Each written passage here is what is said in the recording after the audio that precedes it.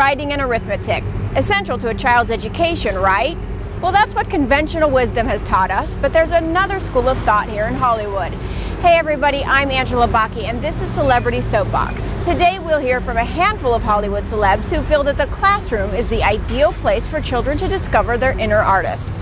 The problem is that state funds are tight, and when it comes to budget cutbacks, the fine arts program is usually the first to go. So a few well-known creative types get together for the annual PS Arts fundraising event here in Hollywood to help prevent school from being a completely cerebral event for children.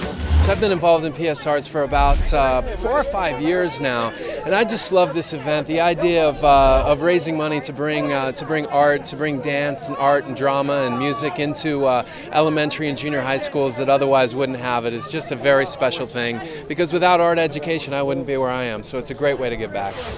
Well, I can tell you one of the main reasons. My father was a public educator for 40 years, and one of the first items that were cut out of the budget was arts education. Back when they started cutting the budgets in like the 70s and through the 80s, arts education became decimated in the public education system because the tax cutters looked at it as sort of like an elitist item, as if they were equating going to like the American Ballet Theater with kids getting an arts education. And now we've learned from that, 15, 20 years later, we've learned all of the benefits of how education, how arts, promoting the arts and being stimulated by the arts, how it affects the brain, how it affects behavior, how it affects socialization, how it affects math and science scores.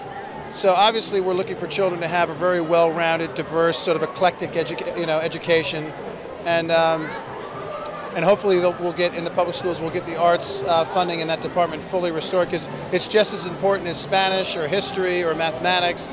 Just as important as any of it. I love PS Arts. I love supporting PS Arts. It makes you feel like you can try to, help everybody do something good. If the states can't afford to support the arts in the schools because they have other things to worry about, then we can try to step in and help. And it's really important. It was really important to me as a child. All I did was the arts. Didn't really like the rest of school at all.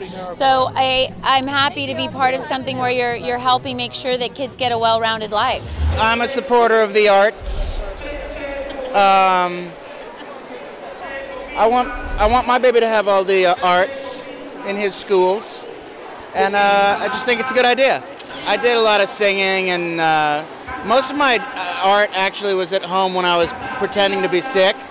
I did a lot of drawing, but I had a lot of fun, like making candles and stuff in summer camps.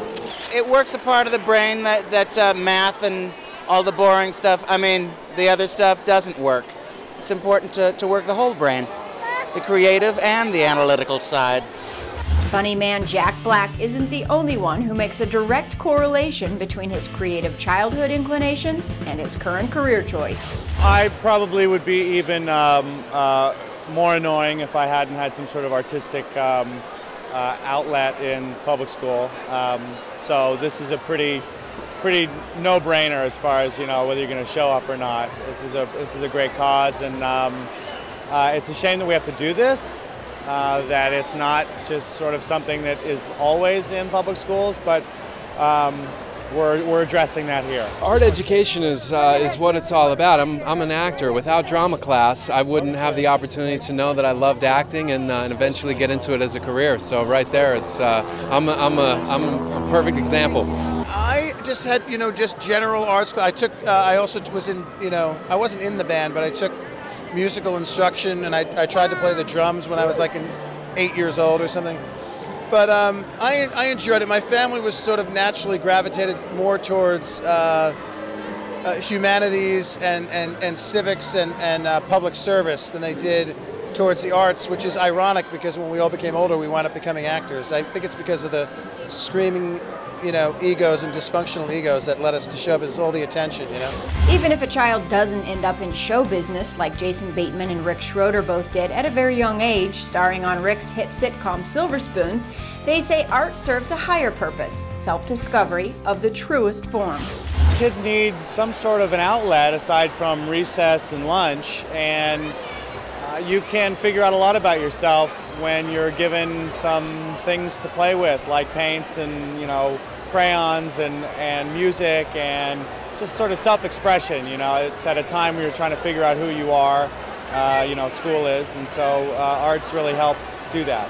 There's probably some really good, talented artists that are hidden deep down inside some of these kids, and it doesn't get a chance to come out unless it's fostered and developed and nurtured. So hopefully, this will keep that alive.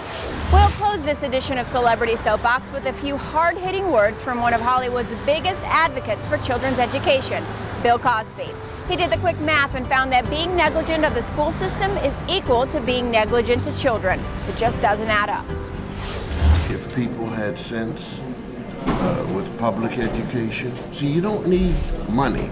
When people say we have no funds, they're lying, because if you take a child, public school kid, it's 8,000 or whatever, 8 million, whatever, and then you turn around and you say, what does it cost to incarcerate? Okay, 60,000 per kid. So if you do it correctly, you could probably save $24,000 to $30,000 per child if you educated the children properly. So that alone should have people who are really interested in saving the children. What drives me is, if anybody, if you ever see a kid, I mean, who, other than somebody who's got a mental health problem, would want to see it damaged?